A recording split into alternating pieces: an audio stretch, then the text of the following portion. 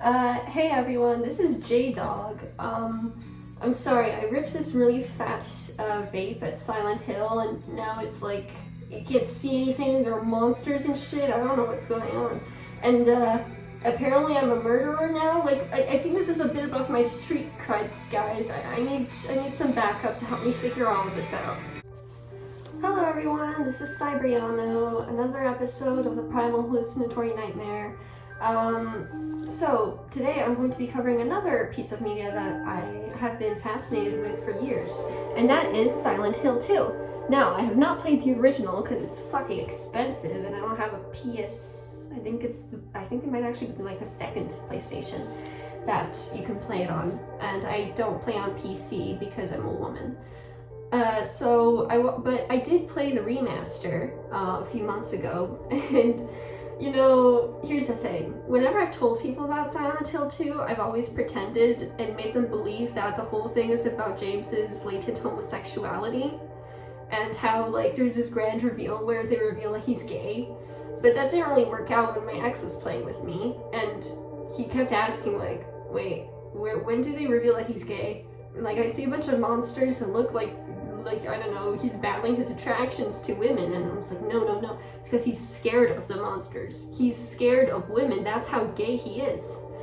In the end, he didn't buy it for very long, but yeah.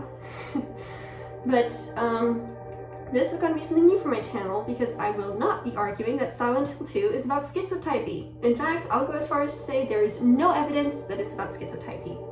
None of the characters are schizophrenic, as far as I can tell. I mean, you could easily interpret it that way if you're, like, really lazy. You know, like, oh, things are happening that wouldn't be otherwise happening, it's a representative of the unconscious, therefore he's schizophrenic.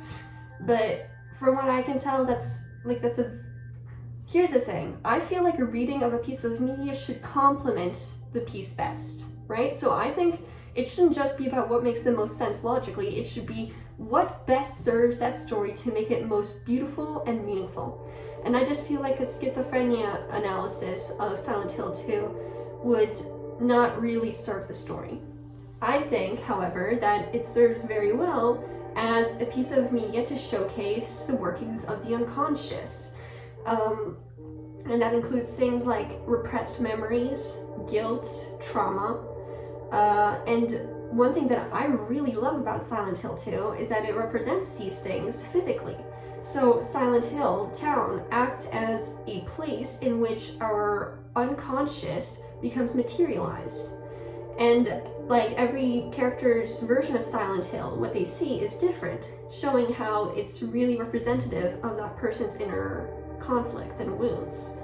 I feel like horror is a great genre for psychology because I think people gloss over the frightening aspect of mental health. You know, there's plenty going into making mental health sad, or at least poor mental health, like mental illness, but not so much into making it scary. But here's the thing, scary from the sufferer's point of view. There's already plenty going into making, for example, schizophrenics or bipolar people seem scary. We don't need any more of that.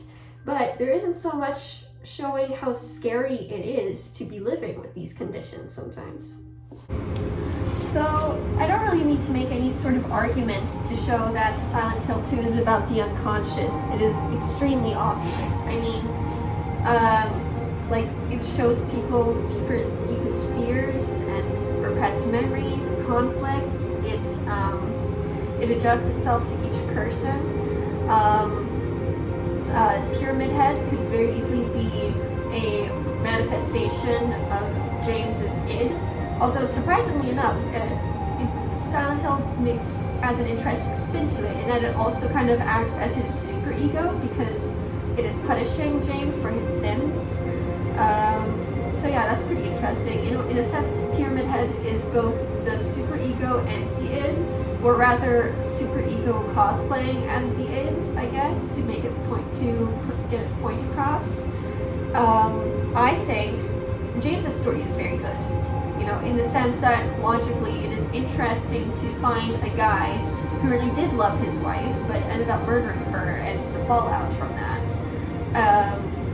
But I think that the story that was best done was Angela's. I think Silent Hill 2 is my favorite depiction of PTSD with Angela. Because on one hand, you could argue that it's very, obvious, like in your face. It literally, you play through a flashback, basically, of her father abusing her. But I think what it does really well is showing the inner horror that is PTSD. In like the flashbacks and the actual event themselves happening. It is at its core an anxiety disorder, and anxiety, a lot of people, have this image in their head of anxiety as a cute, ooh, I'm so shy, but it also makes people think that they're dying. It makes people pass out, it makes people scream. At its worst, it can be like being in a horror movie. Combine that with the surrealism of Silent Hill, and you have yourself a very interesting psychological narrative. I don't think that what I've made so far will get enough clicks, so let's get this somewhere edgy. Feminist Silent Hill 2. Look, I turned James Sunderland into a twink. But on a more serious note, I do think that Silent Hill 2 is a feminist game. I mean, a lot of people point to the new Silent Hill F in terms of showing that the Silent Hill franchise is feminist or whatever. I mean, obviously there's also Silent Hill 3, and it also has pretty strong themes of that. But I think Silent Hill 2 is kind of overlooked in how it depicts the mistreatment of women. James himself is kind of an abuser. I mean, my interpretation of what happened with James is that he truly did love Mary. They married, they had their honeymoon in Silent Hill, and she very quickly fell ill, so he was not able to satisfy the sexual desires that he had built up during the course of their relationship. I assume that they waited until marriage to have sex. I just feel like that's what makes the most sense in terms of how sexually frustrated James is. So then he becomes hypersexual in a sense, not that he's having a ton of sex, but rather that he's constantly thinking about it. And the thing about that a lot of people use in anti-pornography arguments that is still true and validated by science is that the more pornography you watch, the more likely you are to stumble into some very dark fetish territory. And I don't think James is truly a fetishist in that he watches like really weird pornography or fantasizes about these things consciously, but rather his internal conflict with the fact that he murdered his wife combined with his sexual frustration, and he starts seeing these monsters that are horrific and bloodied, and yet they have a lot of strong sexual theme to them. For example, the lying figures, the nurses with the cleavage, and the short uniforms. Darkness and sexuality combine to torture James, because both are equally sensitive to him. And then there's Angela. Her storyline, her background is that she was sexually and physically abused by her father and brother throughout pretty much her whole life, until one day she tries to run away. They capture her, and she kills both of them in a rage and escapes to Silent Hill. And immediately she shows signs of PTSD. For example, in the graveyard scene, she flinches very well. Actually, I'm not sure if this is just in the graveyard scene. I believe this also happens in that scene where she's holding a knife in front of the mirror. But basically, she's very easily startled. She interprets a lot of James's neutral statements to be a come-on, and that he is trying to abuse her like her father or her brother. And she also has that flashback revealing what happened between her and the male figures in her life. Well, let's think about it. James is kind of the worst person to meet Angela during this time. I mean, he killed his wife because he was fed up with her. And, that's a great simplification. He was going through a lot with her dying and him having loved her and his sexual frustration on top of that. But at the end of the day, the fact remains that he killed a woman that trusted him because she was no longer convenient for him. As he said himself, he wanted her out of the way. And there is evidence to suggest that he is attracted to Angela. Like, for example, after the flashback scene where she says that she doesn't want to be touched and yet he still reaches out to her.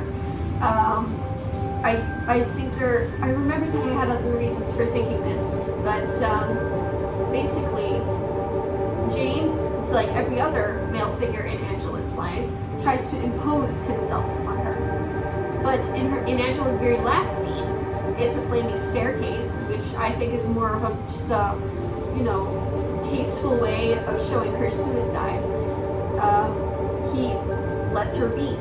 And the ethics of this are debatable. He is letting her kill herself, but it is the first time in Angela's life where a male figure has given her her own agency and let her do what she wants. So, here's the thing. I think that character development doesn't always have to be healthy. Well, it doesn't always have to be morally good to be healthy. For example, Angela's growth, where she is committing suicide, and in real life, this would not be considered healthy, but for her character, learning to have her own agency and act independently of men abusing her is kind of like a climactic moment for her character arc. So I think that's all I have to say on Silent Hill 2. It's an awesome game. I really recommend playing the remaster. I'm sure the original is even better, but I wouldn't know because I've only watched playthroughs. I'll be so for real though, I kind of prefer the remake. Alright, I think that's all for today. Cyberyoom out. Bye bye!